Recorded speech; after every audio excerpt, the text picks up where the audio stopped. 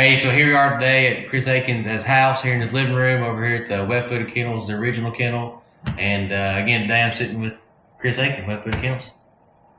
How you doing? I'm here. We've been running. It's actually been a nice weather day for us. It's been incredible for June. Yeah. We come here. I brought some dogs. We're filming a little bit. And brought one of the dogs that he just recently was training for me. And all they've told me all week is, hey, we're done at 1. It's hot. We're getting dogs done, keeping everybody safe. And today we had overcast and a little storm rolled in and got done. And it's actually felt nice. It was all day. day. Man, it was just like this every day. You didn't even cut the fans on your trailer. No, we didn't have to do anything. Everybody was good. So we got a little bit of time here. We're going to go back and train again tomorrow. But I've had Chris on the podcast before. We've talked some things. Talked about Banjo then, probably my favorite dog he ever had that I've seen and done. But going to hit a couple things. Won't be a very long podcast, but we want to ask him some questions, kind of go over a little bit of history of him, a little history of the kennel, and then a couple of questions that a lot of people ask me about bringing their dog here or getting a dog. So we'll go from there. So the real quick, easy question is, when did you start duck hunting? I was probably, I hunted for the first time probably when I was 9 years old because I didn't come from, my dad didn't do duck hunt. So probably the first time I went, I was about 9 years old. I just always had a passion I wanted to go. So he made some arrangements for me to go when I went, but I really got into it when I was in my teens. I want to say 14, 15 years old, I got introduced to the St. Francis River, St. Francis Sunken Lands, and we went over there and hunted.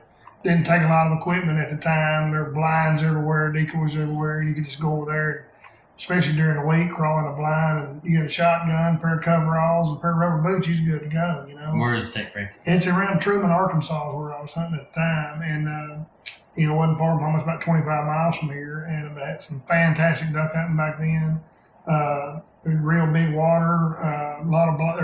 Literally back then, there's not now, but back then there was probably 1,000 blinds on that area, and there were over 250 yards, and literally during the week, you could go out there and there was 10 people in blinds, because everybody had to work.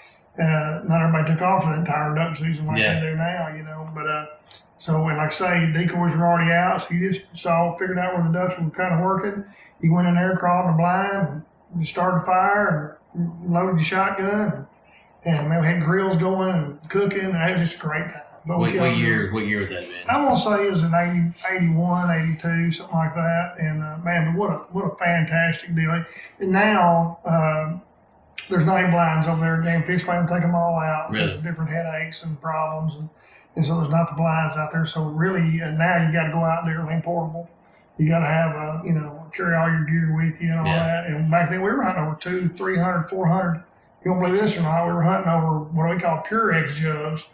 A Clorox jug, painted black with tar and black paint, and we hunted over those things and killed hundreds and hundreds of ducks. It was an amazing deal. So let me ask you this, and kind of segue into that a little bit. Do you remember the first time you hunted over some kind of a spinner? Very well. And it was my wife and my best friend George, and we went, and the whole time we were riding into the field, it was after daylight, we were a little bit late, and we were driving out, and I was holding this thing like it was a precious jewel, and George is griping about it the whole time. That thing's going to flare ducks. There's no way that's going to work. That thing's a joke. That's a toy. He's really giving me down the road about it the whole way out there. And we get out there, and so he says, you put that thing on your end of the pit because it's going to flare them. And so I put it down there, and by the time I got back to the pit, I turned around. There's a greenhead hovering over top of it trying to land on it. And I shot it, and he said, do you really believe that a duck went to that thing? I said, I don't know. He said, move it over here. So we move it over there, and the next duck we get is we move it over here. Move it over here on the wrong side of the pit. And anywhere we moved it, the duck's trying to land on top of it. And then, and we didn't want anybody to know. It was top secret. You know? And we hid that thing. We baited. We wouldn't invite anybody. It was just the three of us, and we hunted with that thing until the word got out. And, once everybody started getting them, then we invited the world, and we had a ball. We were hunting rice fields in the beginning, first few days, and then we started hunting timber right after that, and we really, really had a good time with timber. What, when you first started hunting, what shotgun were you using? It was 870. Oh, 870. Sure. Remington 870, yeah, for sure. That was my gun, and then I got real fancy and went to a Browning pump with a gold trigger after that. But yeah, we had a Marlin 36-inch barrel, bolt action goose gun in the corner of the blind, and then you had your 12 gauge pump, and you shot them with that. Then you crippled your cripples. You shot with a 36-inch goose gun. Got them up now. Yeah, that was quite the piece of equipment for sure. So, how did you transition from when did you get your first dog, like your personal retriever dog? I got it right not long after that. I got into the dog deal pretty quick. I sent a dog to have it trained, and that didn't work out too well. It was a Chesapeake, and it wasn't a good one, and then the trainer didn't tell me everything, and then I decided I was going to train it myself, the next one, so I did. And there was a book that had just come out, Retriever Training for the Duck Hunter. Robert Milner, a good friend of mine, wrote it, and he had just got his first box of them in when I went to see him about buying a puppy, and he sold me the puppy and gave me the book, and he signed the front of the book. I was trying to see if it was over on. I guess it's in the safe. I've still got the book, and I've still got where he signed it. But anyway, I used that book to train her, and it worked out pretty good for me because she wasn't good by today's standards, but she was at the time. There wasn't a whole lot of trained retrievers in the state of Arkansas at that time. There was dogs that would go get ducks. You'd shoot them, they'd go get them. They call them meat dogs. Yeah, they wasn't trained. They were strictly just go get a duck, bring it back, and broke on the shot, no handling, no blinds, no nothing. A dog that did multiples was sure enough fancy one. You know what I mean? Yeah. So, but anyway, but she was good. She was a pretty good dog. She loved retrieve ducks as much as I like to shoot them. So was that Daisy? Dixie was her name. Dixie was her name. Yeah, and she loved the game. Boy, she loved little bitty dog, about 50-pound, black female, big pointed nose, ugly little old dog. I loved her though. Man, she was my dog, that's for sure. So where were you working at when you had her? So I worked for a place in Memphis, and I was a salesman on the road, and I covered all of East Arkansas. It's called Jordan Aluminum Windows, and I called on mom and pop lumber companies back when they had those. Every little small town in Arkansas had a lumber company, and so I was selling them aluminum windows and storm doors.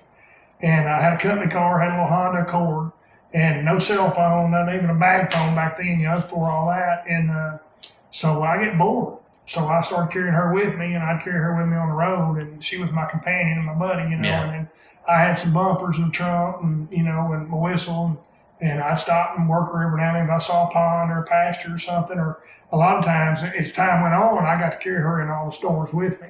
I carried her in all the lumber companies, and everybody knew her. And then I did little dog and pony shows with casting and handling and multiples and all that. Sometimes I'd use paint rollers in the. And they never seen anything like that. No, and at that time, nobody ever seen nothing like that. I mean, she was sure enough a sideshow for sure. Do you remember what her breeding was?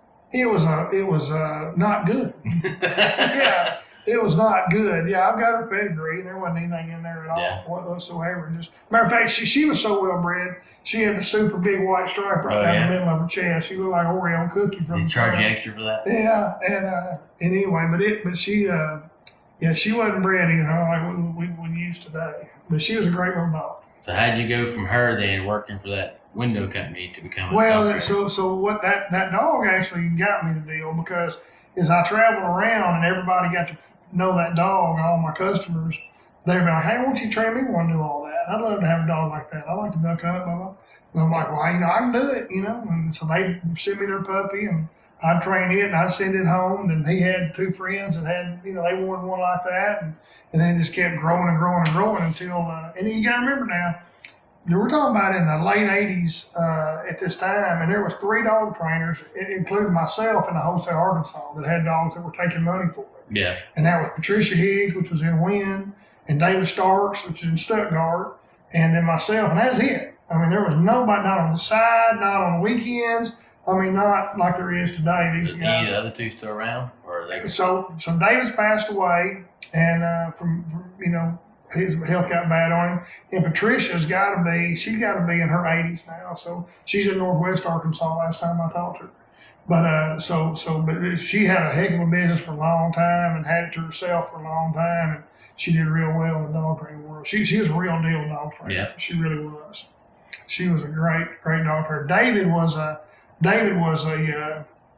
great dog trainer, but his main deal was he's the one that won the world duck calling championships, and he was a guide for ABF Truck Lines. Okay. So he dog trained because they kind of needed him something else to do because he worked for ABF. Yeah. And Patricia did it for a living, and I did it for a living. So a little different, but my business just kept getting bigger and bigger and bigger, and I had a good job. I had a company card, a credit card, and a good future ahead of me, but the dog just ate me up, and I just couldn't, once I figured out I could make a living doing that, that's what I had to do. So how did you actually pull the trigger and say, all right, I'm going to do this and solely this now? So one Saturday morning, this doctor went with me. We hooked the dog trainer up. We went to a pond to train on a friend of mine's place, and we're training, and we're on the way out there, and he said, Chris, when are you going to just do this full time, do it for a living? I said, do what? He said, train dogs. I said, you don't train dogs for a living. He said, well, I can do the math right here, and you got 16 dogs in training. You're charging me X number of dollars, and I can do the math on this. I don't think you're making that much selling windows. And I said, you just don't, that's not something you do for a living. I mean, and that was on a Saturday morning, and I turned my notice in on Monday. It ate me up. I couldn't think about anything else, and I decided I was going to give it a whirl, Were y'all living here at the time? No, I was living across the bypass over here. I was living there at the time, and then within a year of me going full time, I bought this place here. And I say that it's probably more like 2 years, and then that was because that was in '89, and I bought this in '90. I think the beginning of '92.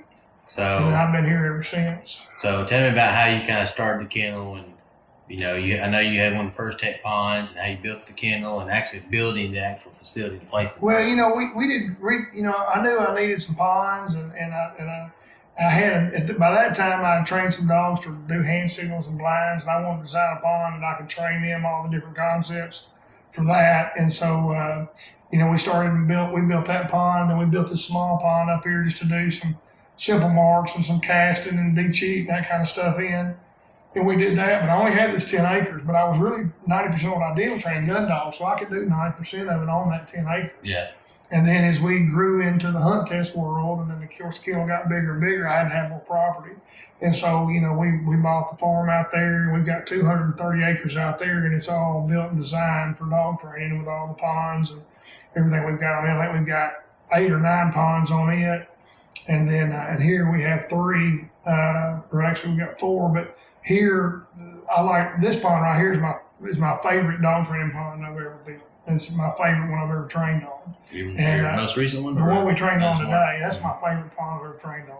And you can just do anything you need to do on it, and you can challenge the dogs as you see just all day. I mean, it's hard not to challenge them big time on that pond, and the dog world's changed so much. When I first started running HRC, everything we did was at somebody's cattle farm. You had hay pastures and you had round farm ponds. Yeah. And you just did a bank to bank, or you did a halfway down the shore, and that's about all you could really do. Well, then over time, everybody got to where they liked running on tech ponds and challenging their dog on them, and it just gave the whole new meaning to dog training, the dogs to be able to be that good around the water.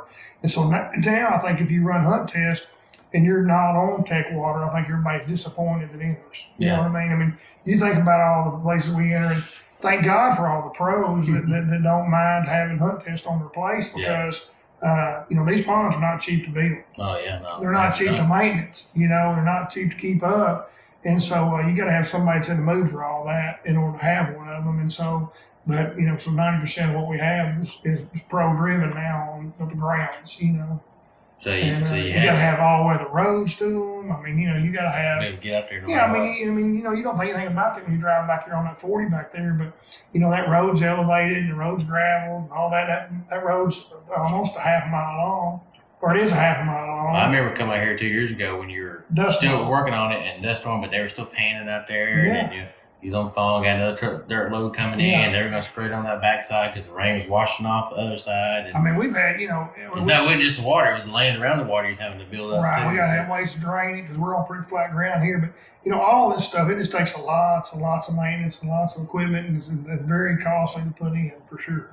And but man, once you got it though, it's nice. I mean, it really is. I mean, you can just train more by accident than most people can working their butt off, And even my old pond, we trained it a little bit this morning. I don't use it a ton, but I do it with the baby dogs, the young dogs. We use it for that. I've got a pit buried down there, so do some cool stuff, ins and outs. The young dog's pretty fun to watch. I always get a kick out of it. And then running on blinds, up channels, and over points, and land, learn, land, and just all the concept. So when you were Boomer, Fever, Dallas, all those dogs, did you have the farm yet, or was it all here on this 10 No, acres? I did. I had bought. I bought that I bought the farm out there in 2005. Is when I bought it, and so when I was training Boomer for outdoor games, this is all I had right here. Now, I had access to some pretty good grounds. You around. travel a little bit. Yeah, we'd have to move around a whole lot, but it was easy to do. I didn't have a whole lot of dogs that were at that level. But we moved around quite a bit, so that's why I had trailers with ATV pads on and all that. Because now we don't do any of that. We just the 4-wheelers, the Rangers just follow us everywhere we go. That's such a time saver and you drive around some of these farms and they're cutting hay today. Yeah. Well, the hay's too high. Well, this pond's lower than I thought it was. Oh, this road's wet today. You can waste a lot of time. You can burn a day up trying to find somewhere to train. So I really enjoy having our own grounds, that's for sure. Well, I didn't talk to you about me trying to maybe build a pond there at my house, but I feel like, I said all that about Fever and Dallas and Boomer and all them, about you was able to do a lot of those dogs with not as much as you currently have right now. So, but you have more dogs trained now. But if a non-pro wanted to take a dog to its best ability, if he could have a little bit of access to pond water, talk to enough people to go train at the cattle farm, train here, be willing to burn a little gas up. He just had one dog, maybe two. He could still probably get a lot done. Or she. Yeah, absolutely. I remember you talking about Boomer. You asked me about what I had. I remember running Boomer. This was before my backyard was like this with the pool and everything. I remember running him off that back porch right there in that bottom pond. We were throwing marks in the bottom pond down there. And we did it all the time. And we did it every day. And, Boomer won the Great Outdoor Games in 2003 because of two things. Because of his heart and because of his physical abilities. Yeah. There was 2 dogs when we ran the Great Outdoor Games. There was 14 dogs that he was running against. And there was 2 of those dogs that almost drowned. They had gone in on what they call toolies, which is old country boys look like cattails, right? Just, like an overgrown bulrush. But it was, for lack of a better word, cattails, okay? And they had gone in there with hedge trimmers and cut all this stuff at the water level, and all this stuff just fell down. Well, they did that so that they could, with the cameras, they could shoot video and see the dog in it. Because you went behind those, those toolies, you were out of luck. You couldn't see the dog. So anyway, long story short, those dogs got in those toolies or in that cattails, and they got hung up and it would get vertical. And I remember one time, I almost jumped in the water after one of those dogs because I was in trouble. Boomer went across top of them mats like they were something to use for launching. But he was such a physical freak compared to everybody else in the event. Yeah. Because those dogs that win those things, they're usually 6, 7, 8, 9, 10-year-old dogs. I mean, they've been there, done that. They got all the T-shirts.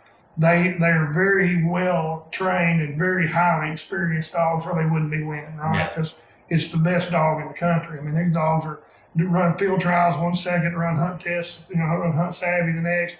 They're doing all kind of goofy things, running out there, jumping on the ground, having a dog getting a hold blind, or a dog blind. You know what I'm saying? You got to have it's not a 2-year-old dog game. Okay. You got to have a short dog. So the Boomer was 4 years old at the time, and he was a physical freak. One of the places we trained every day, getting ready for that event, was on Cache River. And Cache River has got the worst mud in the planet. It's called gumbo. And it's tough. And we trained there every day. And Boomer was just, he was just one big old muscle. Yeah, and so beast out there. He was. So I contributed his heart and his physical abilities to what caused him to win that thing. What was your first dog test you ran? Hunt test or Akins? I ran a hunt test at Southern Illinois. I think that was even the name of the club, Southern Illinois Retriever Club. Southern Illinois Retriever Club. And I just drove up there and started. I drove 45 minutes down here and to watch a hunt test at East Arkansas, which I still own. Brett and I still have that club today. But I went to East Arkansas and just to watch. And I remember telling my wife that how stupid it was for us to drive and waste gas money. Gas back then was, $1 a gallon. We were driving down in a Honda Accord to go watch a hunt test, and how dumb that was. The next weekend we loaded up and headed to Southern Illinois. The run one. And we were gone every weekend after that. What dog was that? That was Dixie and Mandy. I had Dixie and Mandy both, and we went ran started. They were both of them were season level dogs, but I just started and ran those, and then went to season the very next weekend and moved up the ladder. But kind of a cool fact, my favorite dog I own right now is a little golden retriever named Sugar Ray that you saw today. And the very first dog I ever saw run and finish was a dog named Rough and Ready, golden retriever. And he ran finished, and I remember he went in this pond, and came out of this pond, drove his hill, and lined this blind. And I turned to my wife, and I said, I will have me a dog like that one day. Now, I bet you that blind wasn't 75 yards. It was probably a little round pond, nothing to it. But I remember that dude ran it with enthusiasm. He hit the water hard. He loved his job. He was very attentive, and he was a really good dog. And I own, I guess that's 6 generations ago. Yeah. Then I've had dogs out of every one of those 6. I've trained and ran and titled and done all that. So Ready was a son of Rough and Ready? Oh yeah, he was not a son. He would have been a great grandson out of Rough and Ready, okay. And then Ready, and so he goes. We went Rough and Ready and Pumpkin, which was George's dog, and then that made Willie, and Willie was a 3-time grand champion, master hunter, Hall of Fame dog, and then it went to Ready. Ready was a grand champion, master hunter, and one of the most all-time, probably the best sire and golden retrievers there ever has been. I think he's number 1 on the list today. And then all-time in history, historical. And then it went to Crush, and then Sugar Ray. So yeah. So, and then not to mention Britt was in there. Britt was the mama of Sugar Ray. She was a 3-time grand champion and a 2 for 2 at the national. Pretty good line dogs. Oh yeah. So Goldens get it done too. Yeah, Goldens definitely get it done. You don't want to go against a good Golden, that's for sure. So one of the questions I get asked a lot about clients I send you or people I hunt with, I want to send you their first dog, and the first dog, even me, the first dog I want somebody to hold my hand. I typically call you, dog 3, dog 4, so drop off and high five. And they call me when they're, doing whatever. But at first, when you really want somebody to kind of hold your hand till it's going to be okay, one of the questions I get asked all the time because of how big your operation is, hey, is Chris Akin ever actually going to touch my dog?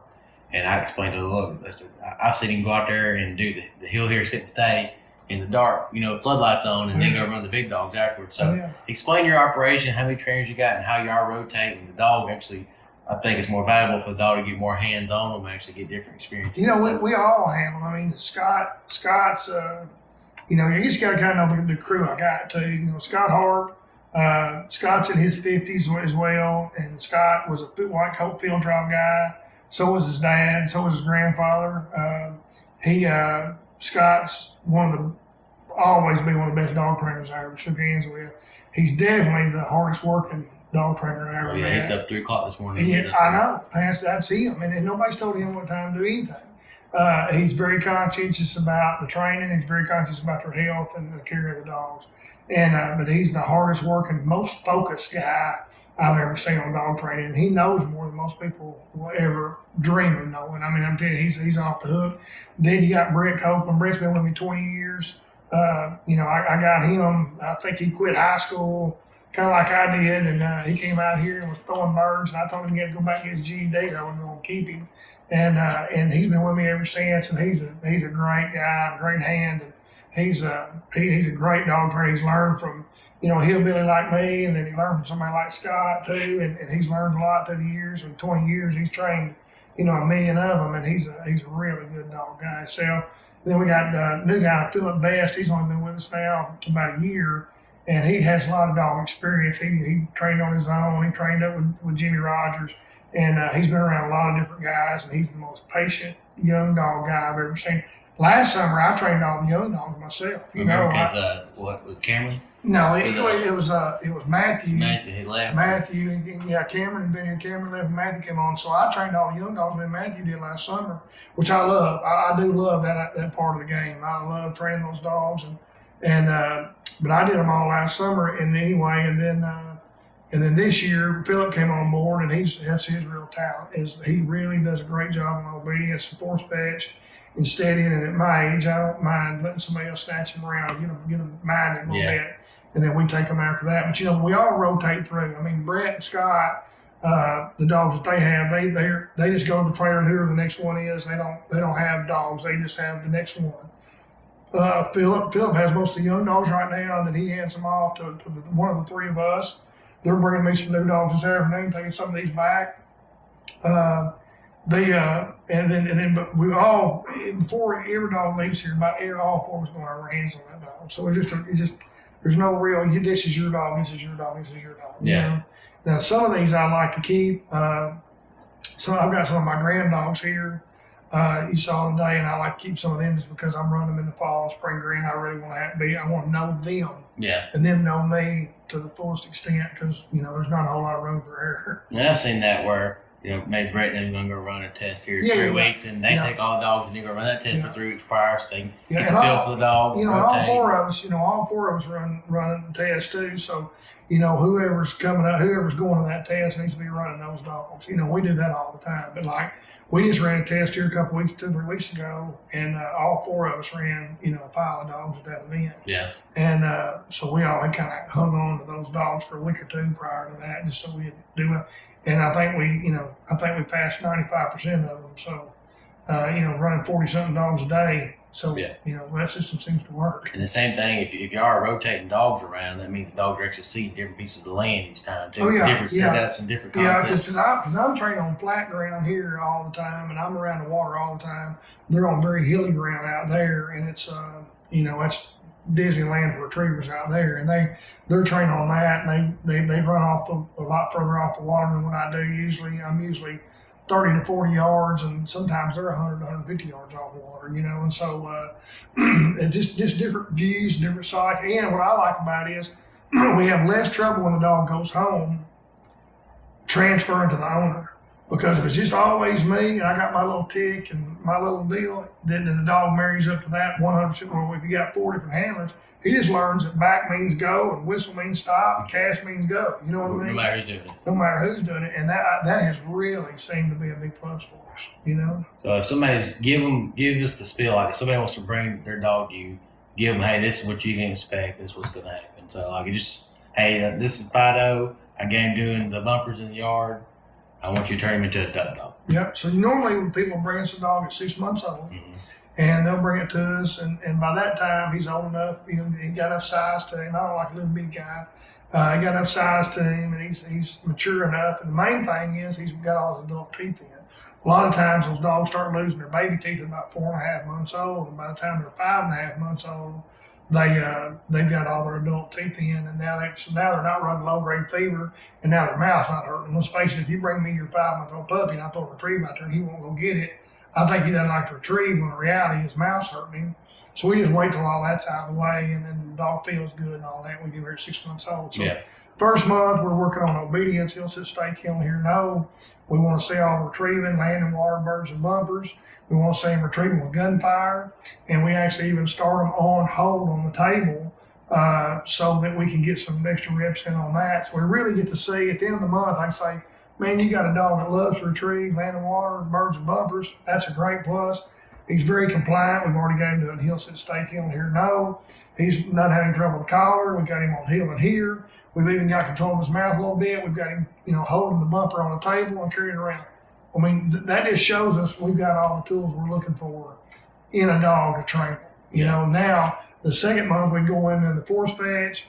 We can do all the force to a pile, the ladder drills, all that, get all that done during the second month.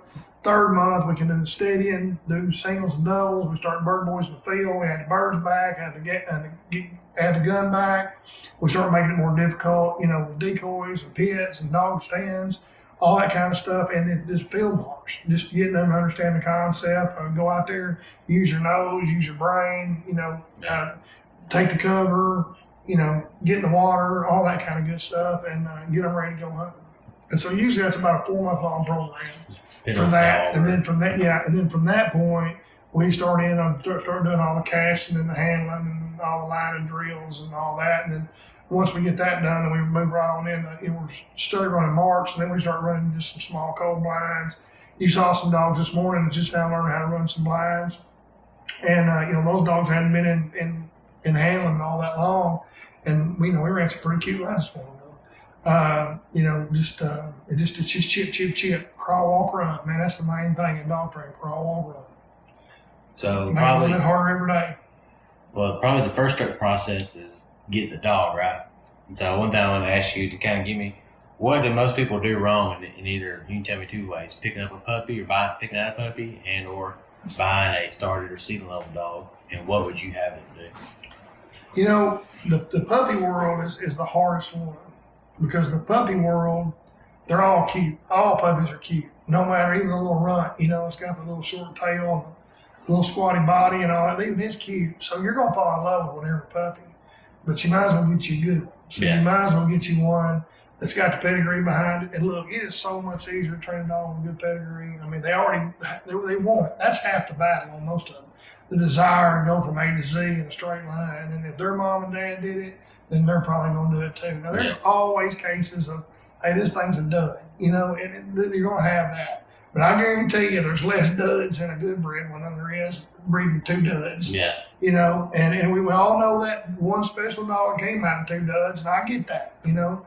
I get that too, but I tell you, for the really nice dogs that are easy to train, that are missing out on all the health problems, you know, because all these well-bred dogs, nobody's going to spend $50,000 on a dog, and by the time it's all said and done, training it all the titles and not have perfect health clearances, right? I mean, hips, elbows, shoulders, EIC, CNM, you know, all this. And then, Lord have mercy, if you want to talk about a golden retriever. The golden retriever people are testing for about 35 different things.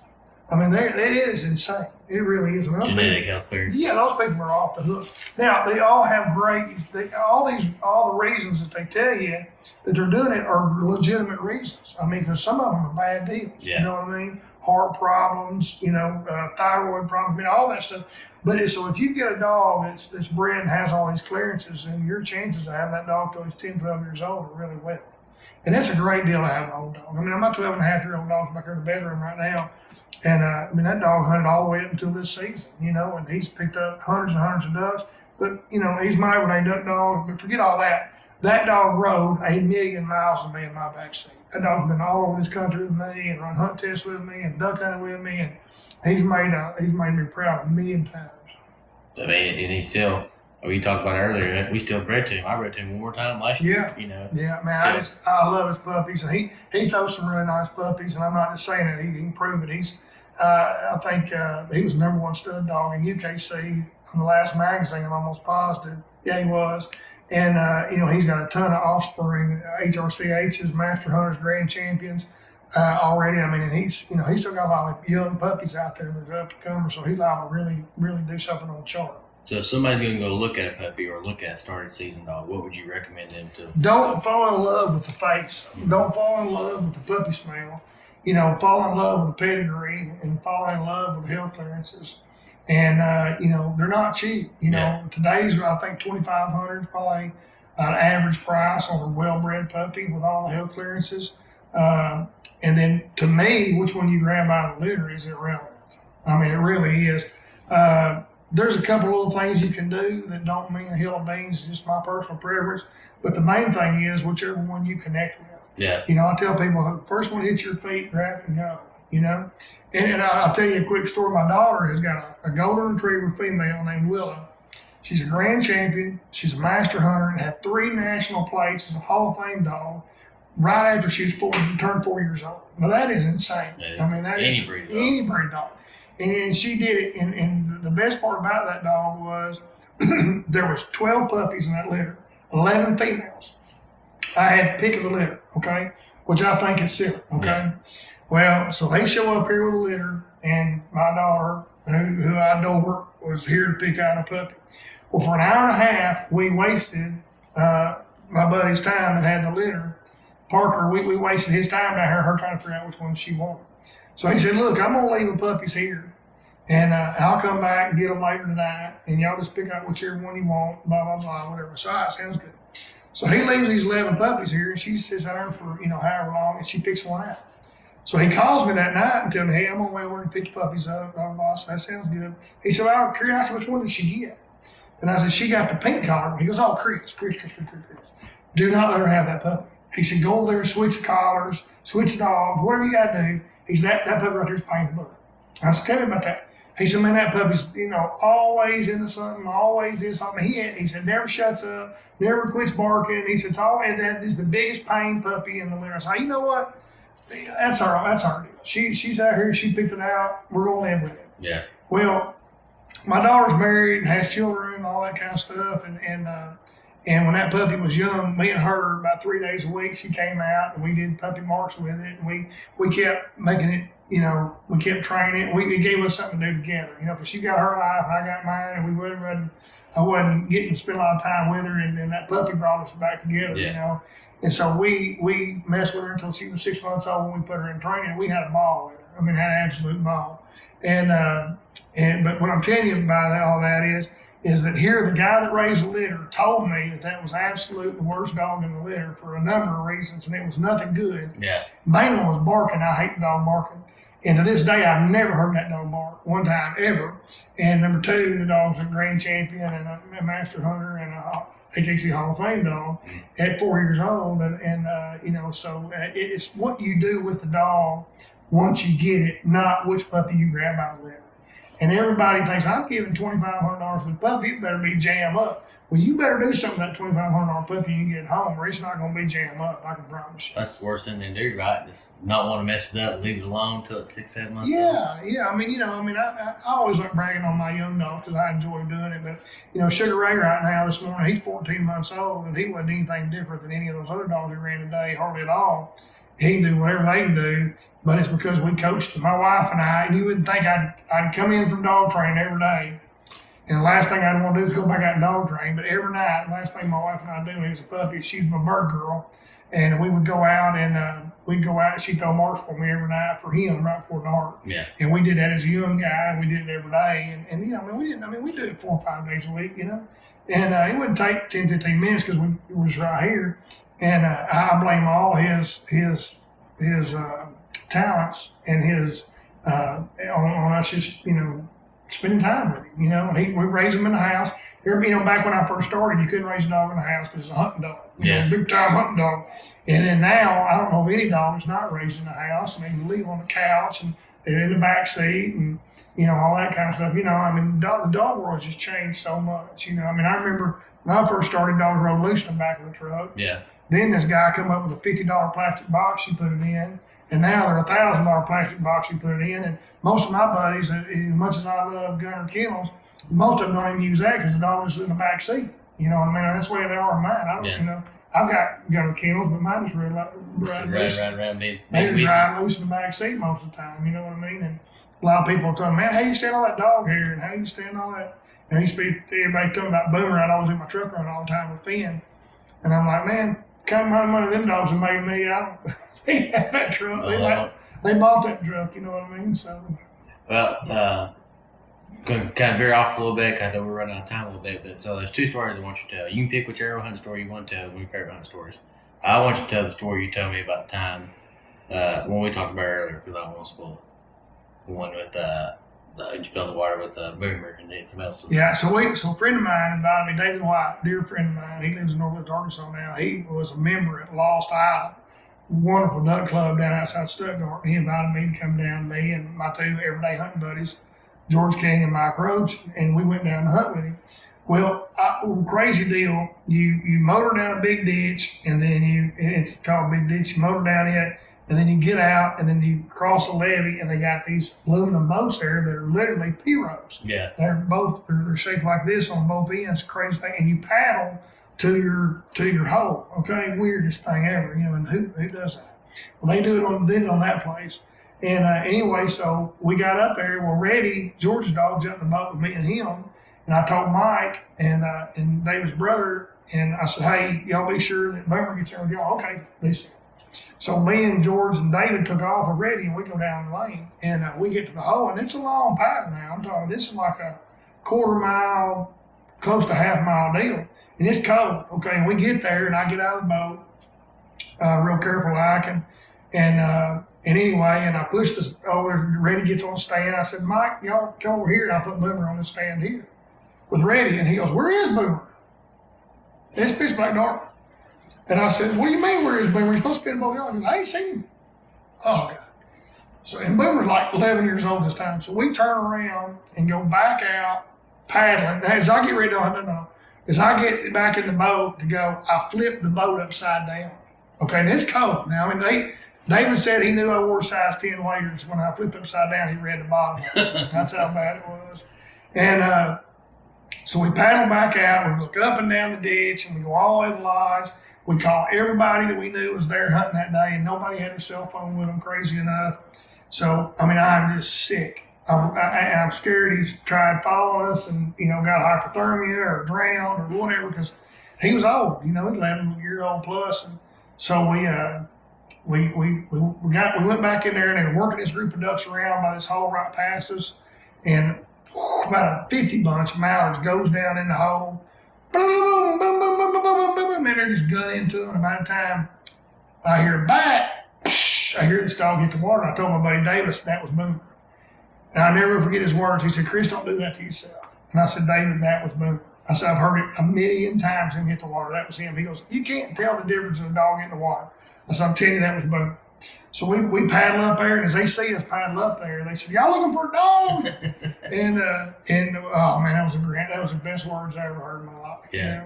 And then we got Boomer, and we went back to the hole.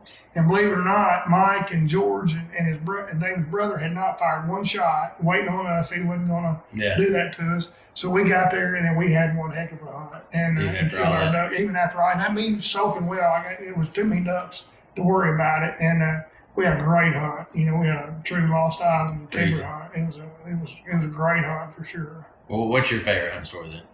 Oh God, man! I mean, I go every day. I've been hunting a lot of days. I got a lot of great hunting stories, but that's definitely one of my favorites. So to look back on and go from, you talking about emotional roller coaster, man, losing your dog and then finding your dog and all that. But no, I've been on some great hunts, and it's funny. It's the funny thing. Like, I had a real special hunt this fall, my last hunt. And I think through all the hunts I've been on, thousands of them, but the last one was a real special hunt to me. I have a close friend of mine, Pat Pitt. He's the duck killing maniac. I mean, if you told him there was a crippled duck in that bottom pond down there, he would crawl on his hands and knees from Olive Branch where he lives to get over here to try to catch it. He's just that kind of guy. He's a maniac.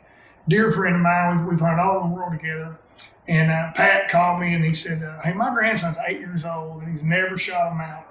He shot blue wings, green wings, gadwall. He shot spoonies. He shot speckled, but he's never shot a mallard. Would you take him on that youth hunt and let him shoot a mallard?" I said, "Man, I'd love to, do anything for Pat, Yeah. So, and so Pat came and we went that morning, and man, we worked a group of mallards in there, and his grandson reaches up there, and there's like 3 kids in there, maybe 3 or 4 kids in there, but we were right behind him videoing. This mallard comes in, he pulls up, boom, he obviously shot this one. And a cowboy went out and got it, came back in, it was banded. Oh, yeah. And it was a very special deal for us to make that happen for Pat and his grandson. And if you ever know any of the Pitts, there's Pat and his 2 sons, Stephen and Patrick, and between those 3 guys, they've killed hundreds and hundreds of bands. They've hunted everywhere from north to south in this whole country. They've been everywhere. They've done everything in the waterfowl world. Pat's went and mounted all my birds. I think Pat's mounted over 100 for me between here and the lodge. And I mean, they're just waterfowl enthusiasts. And for that boy to kill his first greenhead and it be banded, then on top of that, his dad had killed a duck that had been banded by the same bander before, and Pat had killed a duck, and I think his uncle. So I mean, it was a big time family affair, Sure, Pat was going to get it mounted for him. It's mounted. It's already mounted. Probably jumped the list a little bit. So the boy's name is Reed, and he's got the bug worse than Pat does. Okay, he's worse than me and Pat put together. He is ate up. Matter of fact, when I told him it was 8:30 and we were leaving, he started crying. I want to leave, Papa. And Papa had to get in his face and say, "Hey, now," he said, we're leaving. That's it. You killed your ducks. Yeah. We killed a handful of ducks and had a great time. He was not having it, wanting to go. And even at 8 years old, he was not happy. But he adapted to it, and we left. But we had he's a very special kid, and he is ate up with it. I mean, That kid probably sleeps with a decoy. I'm telling you, he gave him a new little dog named Riley, and he'd come over here and saw it this week. Yeah. He was telling me how much he's already looking forward to the youth out this year. So Good deal. We'll get him on that one. Good deal. Hey, I appreciate it. I know we're running for time here a little bit, but appreciate your time. Appreciate letting me come hang out with me. I appreciate the friendship, and we'll train some more dogs. Thank you, buddy. Roll Tide. That's it. That's it. Y'all got anything else to Roll say? Tide. We can do that. Roll Tide. Yeah. Y'all roll Tide, and ain't gonna be.